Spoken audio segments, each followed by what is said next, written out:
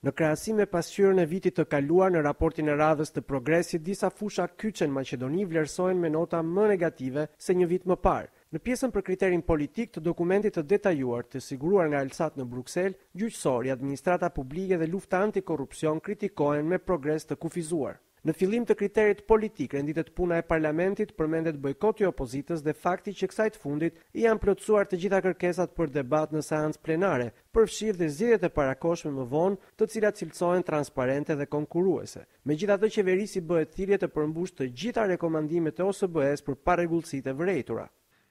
Gjithsesi, dialogu politik duhet të forcohet edhe më shumë në mënyrë që problemet të zgjidhen nëpërmjet kuadrit institucional. Bojkoti i opozitës pengoi funksionimin e parlamentit.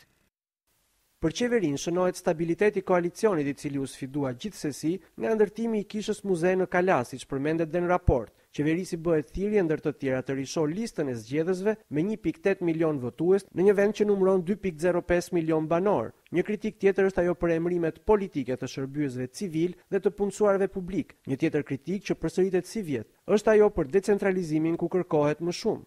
Pikrisht në fushën administratës publike vlerësohet se progresi ka qenë i kufizuar.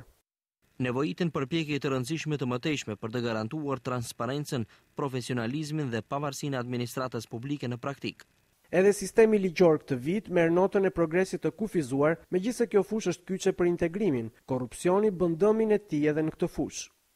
Dëshmitë e qarta për marrjen me rastet e korrupsionit në nivelet e larta mbeten për të përforcuar. Kapaciteti i gjyqësorit për të përballur me çështjet që lidhen me korrupsionin vazhdoi të mbetet i kufizuar. Politika antikorrupsion vlerësohet gjithashtu me progres të kufizuar, ndërsa pak progres është vërejtur në reformën e burgjeve. Në fushën e të drejtave civile dhe politike përmendet dhe vrasja e të riut në protestën e 6 qershorit. Kanë vazhduar akuzat për keqtrajtim nga forcat speciale Alfa, e cila tani operon vetëm në Shkup.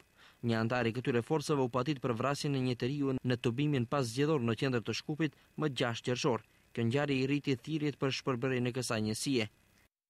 Edhe për mediat, gjua e përdorur këtë vit, siç pritej, është më e ashpër se ajo e një viti më parë. Pronësia e mediave mbetet e paqartë, shumë e përqendruar dhe me lidhje të forta politike. Autoritetet kombëtare vazhduan të jenë reklamuesi më i madh në media, duke krijuar bazën për presion politik. Aksionet ligjore kundër evazionit fiskal në një televizion kritik ndaj qeverisë ngritën shqetësim për përmasat dhe seleksionimin. Presioni politik dhe intimidimi i editorëve dhe gazetarëve është në rritje. Shpifja përbën ende një vepër penale. Në një kontekst të tillë, intimidimi i gazetarëve dhe rritja e vetë cenzurimit mbetet një çështje shqetësuese.